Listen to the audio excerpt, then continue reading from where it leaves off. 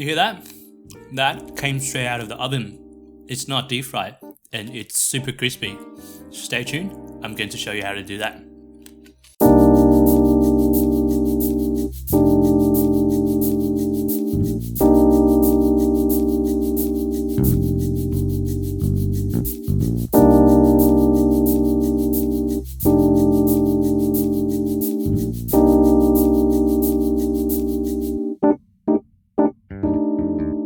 G'day guys, how's it going? Welcome back to Sam's Home Kitchen. My name is Sam Lin. I am a home cook who's really passionate about sustainability and, more importantly, save money by making things at home. And I'm here to help you guys do the same in your own kitchen as well. So this week's recipe came from a video that I saw from the YouTube channel America's Test Kitchen. They are a really cool YouTube channel that they do a lot of experiments and trying to make things better, coming from the science point of view to do things alternatively and better. So I'll put a link to their channel down in the section below. They do some really cool stuff, so I really do encourage you to go check them out. So the recipe I'm going to show you today is a oven baked potato chips recipe that is as crispy, if not crispier, than the one that you can get out of a deep fryer. Who doesn't love crispy potato chips, right? And if you can achieve that, not having to deep fry it, it's healthier, it's easier, and you can be having them in the oven while you prep other stuff, say like burger or steak or whatever. So I did a little bit of a tweak out of the recipe that I got from America's Test Kitchen, and really keen to show you how I achieved that at home. So before we jump into the recipe, if you can give the video a like down here, I would really appreciate it. That helps promote my video to a wider audience. And then the end goal is really to, through my videos, try to preach a little bit of the sustainability and then a little bit of the frugality as well. So thank you very much for doing that. Enough of my talking, and let's jump right into it. To make our super crispy oven baked chips, here we've got some nice and cheap potato. The secret ingredients for this recipe is starch. Cornstarch, potato starch, or tapioca starch, they're all commonly available, so just pick and choose what you can find. We're going to use our starch to turn our average potato into some really fucking crispy chips. We'll put this away and get started.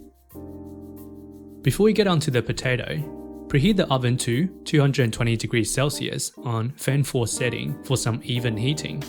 There are different types of potato with levels of starch best for different purposes. But seriously, I just work with what I can find cheap, so it's up to you if you want to be so picky. One rule I go by though, for small potatoes I cut them into wedges, and then big potatoes I cut them into chips. Here, we've got some small ones, that's what she said, and we'll be making them into wedgies. For oven baked potatoes, moisture can be easily lost during the cooking process, so cutting them chunkier will help retain the moisture so they don't come out super dry and cardboardy like. Put all of the cut up potato in a bowl aside and we'll move on to the starch. With our potato starch, we are going to turn it into a paste to coat our wedgies. Depending on the amount of potato you're working with, stick to a 1:4 ratio of starch to water. I started off with 5 grams of starch and 20 grams of water, and later on double the amount. Make sure to use cold water so the mixture can be evenly mixed through. Next, I grab my tiny whisk to give it a good mixing. Now, it's a good timing to season the mixture. Our potato are going to be coated with the starch, so by seasoning it, we can make sure our chips are evenly seasoned. Once our starch water is mixed through, we're going to heat it up and cook it a little bit. I follow America's Test Kitchen's method by heating it up in the microwave with 15 seconds intervals, but actually found heating on the stove while whisking it all the way through gives a better result. I took the mixture out of the microwave after 15 seconds to give it a good whisking. You can see the mixture is cooked quite unevenly, so I had to really work it in. I gave it another 15 seconds until the mixture is thick enough to be coating the potatoes. Next step is to pour our starch mixture into our potato and mix them thoroughly. We want to make sure that every single piece of the potato is well coated. I challenge you to pause the video and ask a friend what they think is being mixed with the potatoes right now. Leave the answer down in the section below. Now, all of the potatoes are nicely coated. We're going to grab a baking tray. Cover your tray generously with some oil and then spread it out. Lay out the potato evenly on the tray to make sure that they cook evenly. Once done, we'll chuck them in the oven for 15 to 20 minutes. Put them somewhere in the middle of the oven so they don't lose too much moisture right away. Also, the pizza stone is not essential, I just forgot to take it out. After about 15 minutes, I took the tray out to flip the wedges over, only to find that they were sticking to the bottom big time. It was a little bit of a fail because my baking tray is not the smoothest due to the age. I scraped them up with a spatula anyway and had them for lunch, still pretty tasty. Attempt number 2, I contemplated using the reusable baking paper versus the paper and kind of made the less wiser choice. I laid out some baking paper and drizzled some neutral tasting oil over it, spread it out evenly, and then repeated the same process with the potato, starch, and coating.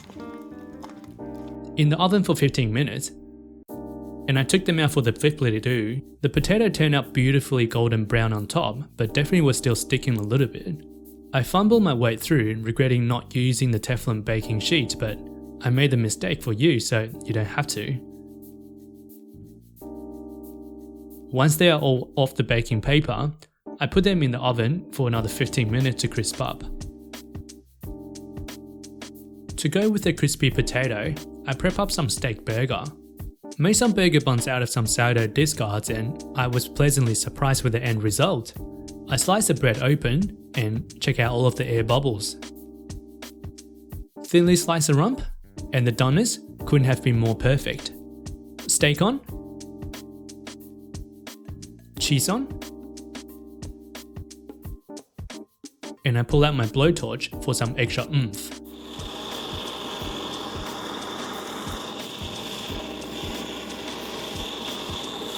I was going to top it with some extra homemade pickles just to find out that I ran out. Not all bad news though, it just means that there will be a homemade pickles recipe coming, so stay tuned. Put the burger lid on, and definitely didn't forget about the chips. They are some crispy boys.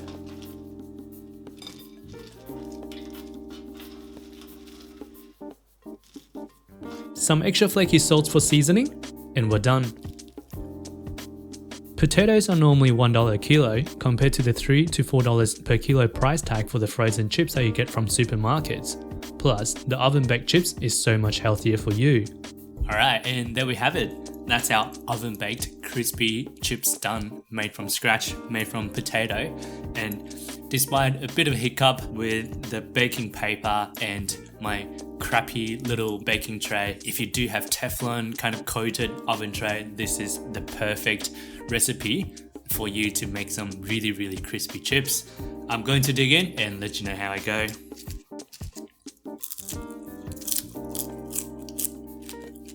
Despite losing some of the crispy skin, it's still super crispy. This is like lukewarm. It's been out of the oven for like 20 minutes just because I had to prep everything up, and it's still super crispy. My god. Obviously got my burger here. Make the burger bun from sourdough starter that is supposed to kind of go to waste anyway, so I'm going to jump into the burger and let you know as well.